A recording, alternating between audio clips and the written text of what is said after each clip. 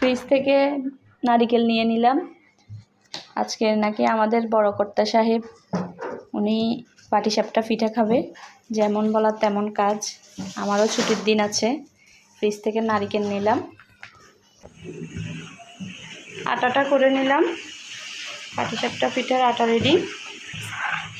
এখন পিঠা বানায় ফেলবো।